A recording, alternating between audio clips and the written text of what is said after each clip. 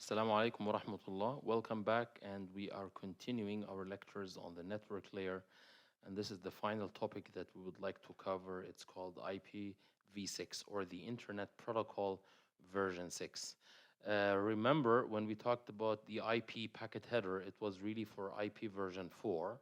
So in that case, the IP address, which we have to write in the header, is 32 bits long. And this is what we have been working with ever since. The IP address has 32 bits. Of course, it's divided into a network ID and a host ID, but the total IP address is 32 bits. So this gives rise to the following limitation. In general, we cannot have more IP addresses. We cannot have more different IP addresses than 2 to the power of 32. These are the different binary combinations that we can create with 32 bits. So this is a limitation.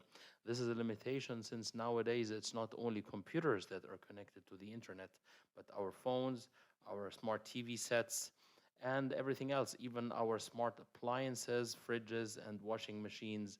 And in the era of the Internet of Things, it's even devices that are not used by people, but standalone devices that still need to be connected to the internet, like sensors.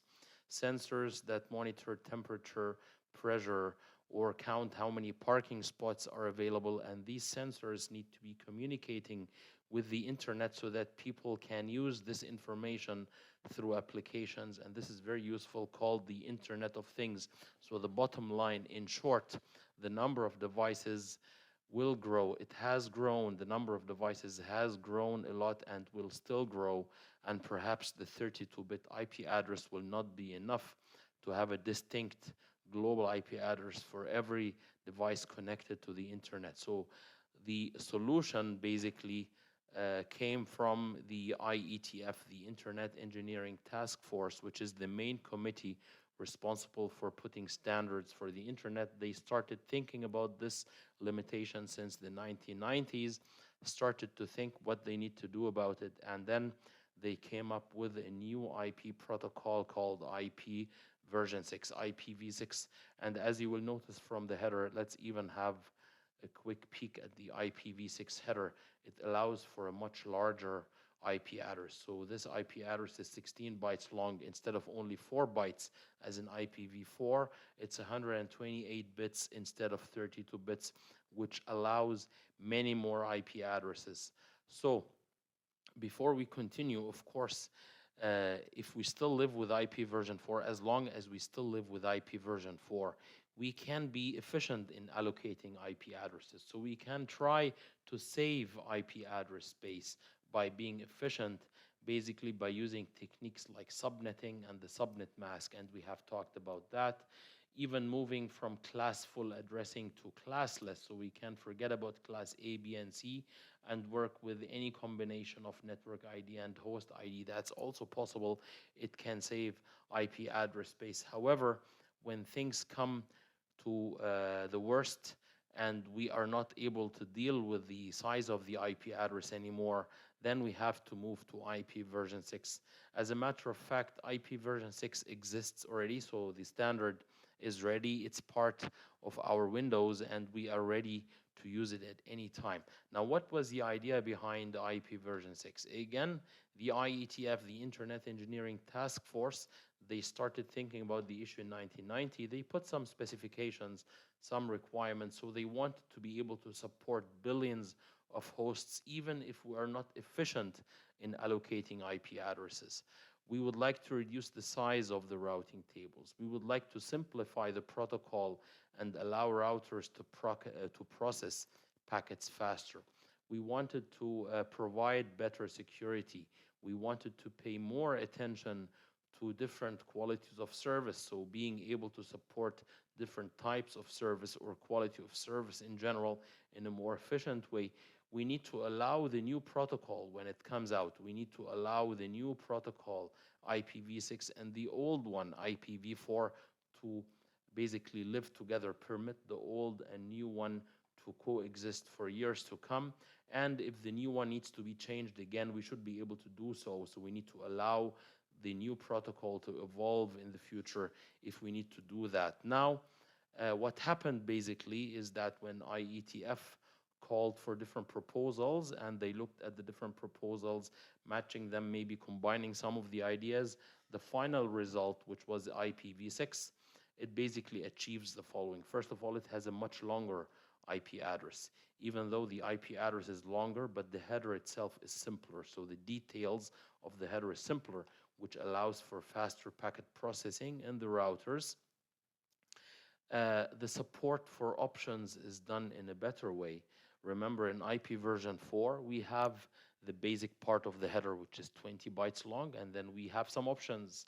And if we use options, then the header will extend. So the header itself has a variable length.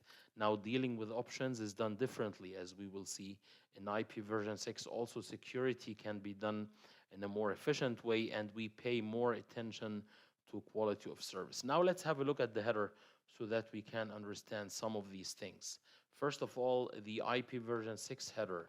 If we look at the header in general, how long is it? So each one of these rows, exactly as in IPv4, each one of the rows is 32 bits. So this row is 4 bytes long. However, how many rows do we have? 1, 2, 3, 4, 5, 6, 7, 8, 9, 10. We have 10 rows, so the total size of the header is 40 bytes. So it's longer than IP version 4. It was 20. However, the options go in the same header, so we could have a variable length header, but here it's always 40 bytes. And the idea is that we have a main header. This is the main header of IP version 6. This is the main header that does not contain the options, and it's always of a fixed length, 40 bytes. In case we need options, the options go in separate headers. Instead of extending the header, no, the options will go in separate headers that come after the main header, and we will talk more about that in this lecture. Okay, so if we focus on the main header in IP version 6, we start with the version. Again, the first 4 bits represent the version. So here we have to indicate which version of IP do we use. Is it version 4 or version 6? So in case of version 6, we have to indicate 6 here. And if anyone who receives the packet starts reading the header and finds version 6, they would know that this is the way they have to read the rest of the packet header. As opposed to version 4, the details are different, but it starts with a version. So we basically read the other one in a specific way, and in version 6, we read it in this way. So after the version comes the traffic class. So the traffic class, again, indicates which class the packet belongs to. In case we use something like diffserv, differentiated services, and we have different classes of service like the regular class, the expedited or quality of service class 1, quality of service class 2, and class 3. In case these mechanisms are used and the routers are ready to use them, we indicate the class of the packet here in this field. In addition to the traffic class, we can even identify the flow of a packet. Which flow does this packet belong to? A flow of a packet is basically a sequence of packets that travel from one particular host to one particular destination host. And for that sequence of packets that are part of some applications, basically, some application, we can distinguish, we can give it a label, and this is what we call the flow label, something similar to intserv. So if you go back to quality of service, we have intserv, in which we can distinguish a particular flow. When routers are ready to use this field, so nowadays it's still being ignored by the routers, but when routers have all the mechanisms to use this field, they would actually read here what is the flow that the packet belongs to, and then they can give it special attention. So as you notice, to be able to distinguish between a lot of flows, this field is 20 bits long, so we can have 2 to the power of 20 different flows that we can distinguish between. Now, let's move to the next row, and in the next row we have the payload length. Now, after the header is finished, the rest of the packet, which we call the payload, how long is it? At most, it can be, when we put all ones in this field, and this field is 16 bits long, so if we put all 16 ones, this is equivalent to 2 to the power of 16 minus 1, which is our famous 65,535. So the longest packet payload in IP version 6 is basically 65,535 bytes long. Almost the same as IP version 4. In IP version 4, we used to express the total packet length, including the header, but here it's the payload without the header, but the difference is not that much, just 20 bytes or 40 bytes header. So pretty much the packet length has the same limitation, which is 65,535, or our famous 64K. Now, the next field is called next header. Now, this is for the options. In case we need some options related to a specific routing algorithm, special routing method, or for security or authentication and so on, in case we need one of these mechanisms or some of these mechanisms, instead of putting those details in the same header and extending the header as in IPv4, no, this is the main header, it stays as it is, and after that comes the next header, the next options header, and the next options header, and so on. So here, in case we have some options, we indicate which options header comes next in this field. Now, what if we don't have options? If we don't have options, then we only have the main header, and in this field, basically, we have to put the protocol used by the next layer. So at the transport layer, what is the protocol that will take the packet? Like, for example, TCP or UDP. You can relate to the IPv4 header. It had a field here in the header called protocol. In that field, we had to specify the protocol used at the next layer, at the transport layer, whether it's TCP or UDP. This goes here in this field, in the next header field, in case we don't have options.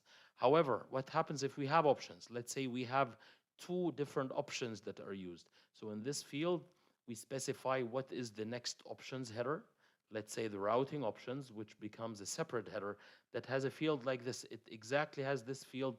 It's called the next header. And if we have a second options, like authentication or security, then after the routing options, we have also some authentication options.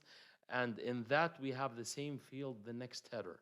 Now, since we have only two options, we don't have a third option. In the last options header, we specify in this field, we specify what is the protocol used by the next layer, like at the transport layer, whether it's TCP or UDP. Let's put things together.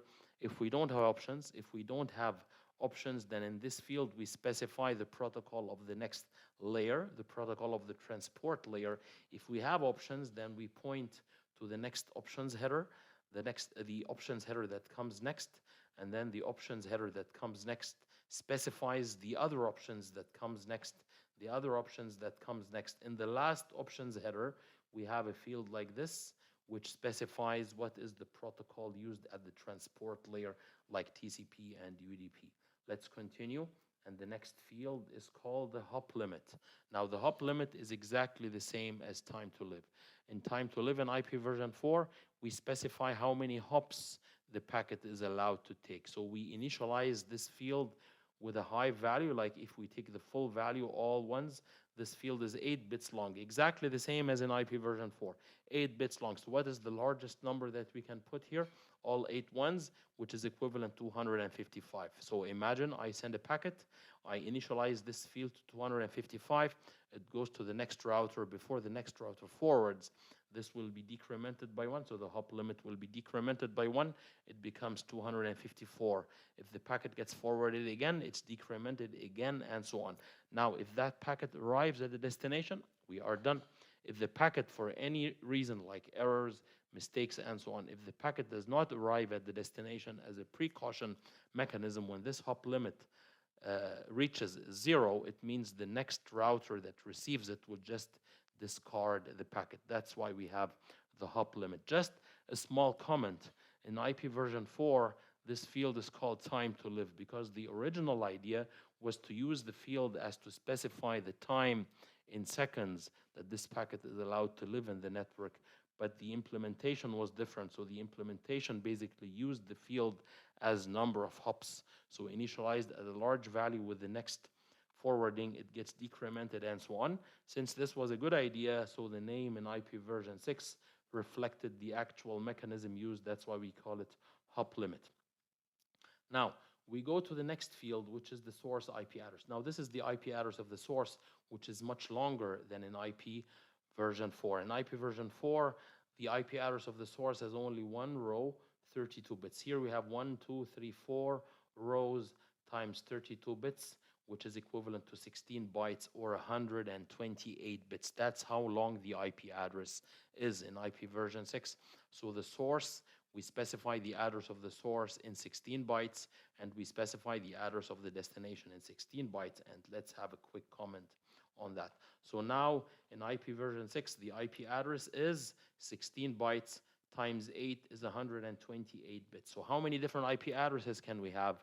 That's 2 to the power of 128. These are the different IP address combinations that we can have. By the way, this number, 2 to the power of 128, is much larger than 2 to the power of 32.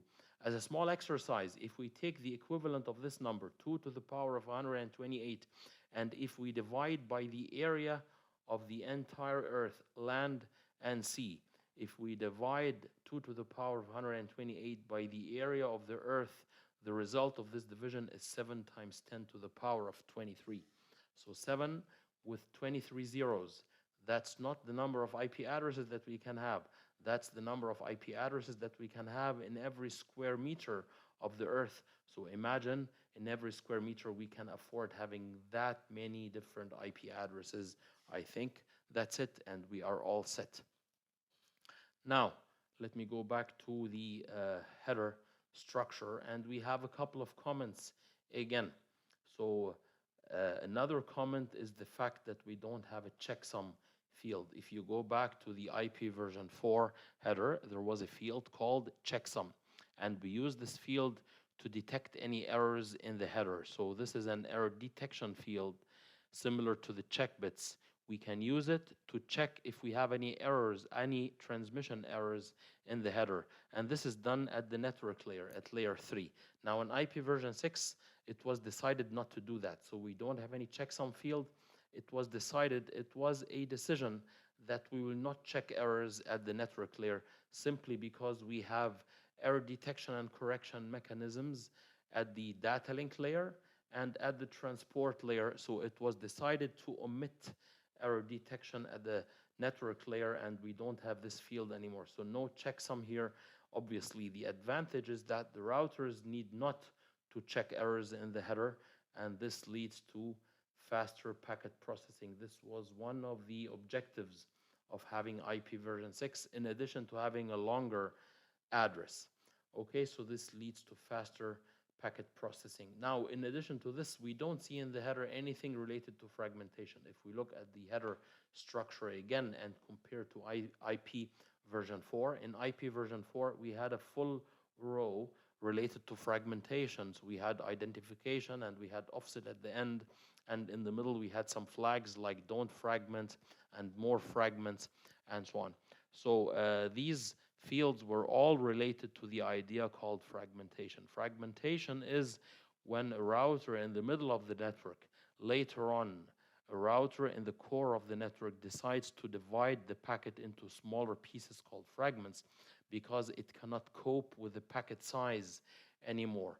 We don't have anything in the main header related to fragmentation because fragmentation is now done differently. So IP version 6 decided that fragmentation will not be done by the routers anymore. However, fragmentation will be done by the sending source, by the sending host or the source. The source now needs to dynamically determine or dynamically estimate the size of its packets so that it becomes suitable to travel through the whole network until it arrives at the destination. And if that fragmentation is done by the sending host, fragmentation information basically goes to additional headers. It goes through options headers. But the main header does not have anything related to fragmentation. This is one. And number two, the second comment related to fragmentation is the fact that in IP version 6, routers are not fragmenting packets anymore. It is the sending host that needs to decide on that. And this is a trade-off. Obviously, there is an advantage and a disadvantage. That's really clear. So what's the advantage of the new fragmentation style? The advantage is that the routers have an easier job, an easier life. So routers don't need to check the size and decide to fragment and so on. They don't have to do that. But the disadvantage is that this is now on the shoulders of the sending host. So the calculations needed to be done by the host are more. However, routers inside the network achieve basically again a faster packet processing. So we want to be able to process packets faster, and this is one of the objectives of IP version 6. So basically, this summarizes the main header. However, what happens if we need some options? So let me show you also the different options that we may have in IP version 6. So we may have options related to routing mechanisms in case the source wants to specify the full route, like for security reasons, the sending host wants to specify the route instead of leaving routers decide on their own how to forward the packets by using routing protocols like link state or distance vector routing and using their own routing tables. Sometimes the sending host wants to specify the full route. In that case, we need to specify some further options. In case fragmentation is done by the sending host, this also goes to an options header. In case we have some security mechanisms like authentication or encryption, this kind of extra information also goes to an options header that comes after the main header. Now, how these work, it's straightforward. It is a kind of datasheet information. It is datasheet kind of information. However, for completeness, I show you one example options header, one example extension header, which is used for routing. So this is the extension header used for routing. Now imagine that the sender wants to specify the full path, which is known as strict source routing. In strict source routing, the sender specifies the full path.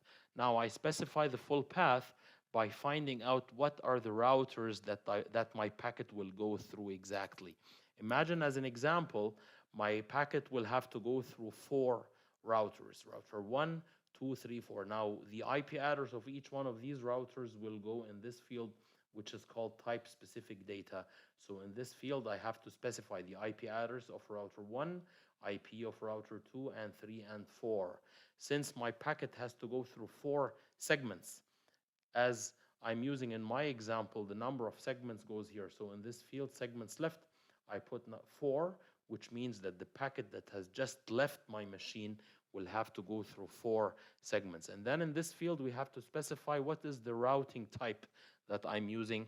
So for example, we have strict source routing, in which I specify the precise path. So the IP addresses of the routers that I specify here, these are exactly the IP addresses of the routers that my packets has to go through.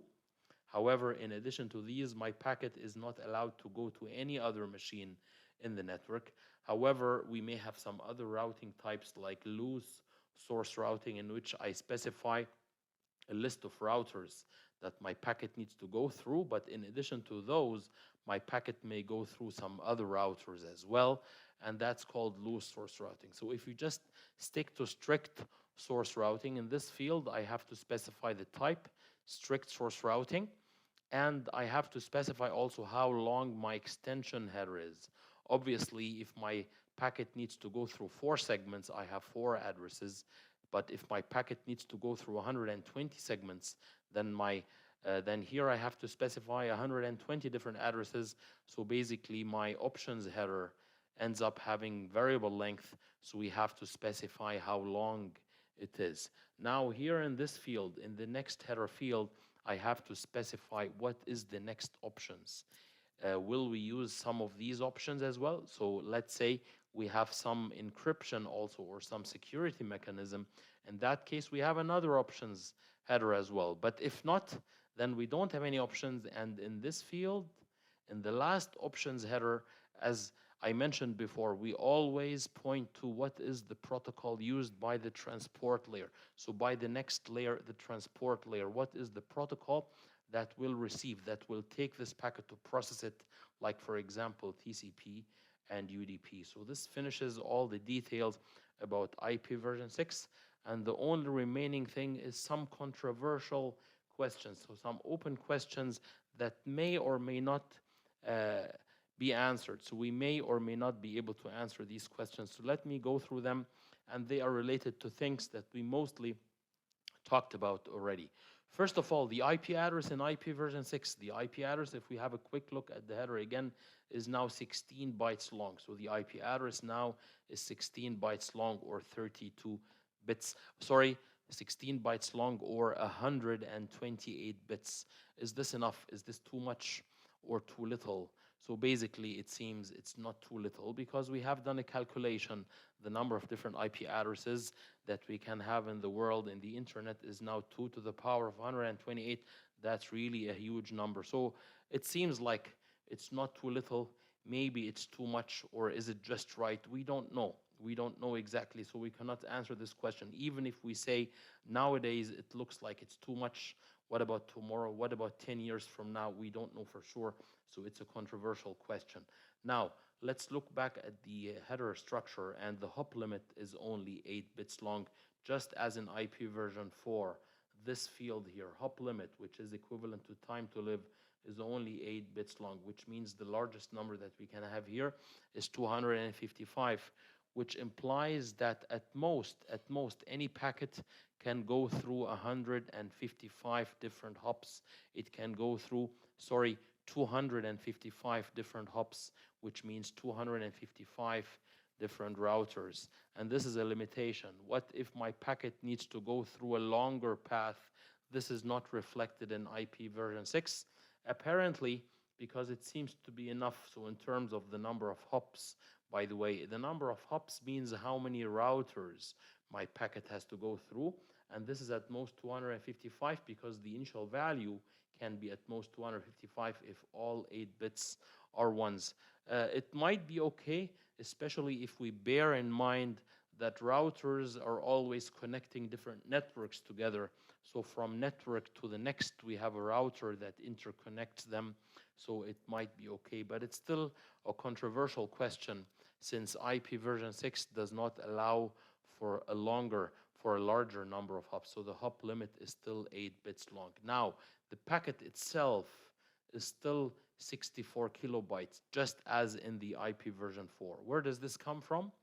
It comes from this field. The payload length is 16 bits long. So the largest number that we can put here is all 16 ones, which means 2 to the power of 16 minus 1, our famous 65,535. So the question, is this enough? In other words, IP version 6 did not allow for a longer packet. Is this enough or not? Actually, I would say this is probably enough, because the limitation of 16 bits, so we have to represent the packet length in 16 bits. This gives the limitation of 65,535. Packets cannot be longer than that. But remember, a packet needs to be encapsulated in a frame, and the frame has a length limitation as well. So if basically if I'm connected to an Ethernet and my packet needs to be transmitted, it needs to be encapsulated in a frame, and the Ethernet frame has a limitation as well. Most Ethernet frames are 1,500 bytes. So you can think of it that way. Although the IP version 6 protocol allows for packets that are up to 65,535 bytes long, however, each one of these packets needs to fit in the envelope that we call the frame, and the envelope has a limitation which is usually smaller than that. So perhaps 64 kilobytes as the packet size might be okay. Finally, that idea of the header checksum. So it was decided in IP version 4 that we will not have any header checksum. So it was decided by the IETF that error detection will not be done on the packet header. Simply, this decision was made because it was realized that we have error detection at the data link layer and at the transport layer, so it was decided to be omitted at the network layer. Obviously, it's a controversial question. Did we really need a header checksum? Did we have to check the error again at the network layer or not? Perhaps no specific answer. It's a controversial question, and this leads us to the most important slide. Thank you so much, and we've finished our network layer. Assalamu alaikum wa rahmatullah.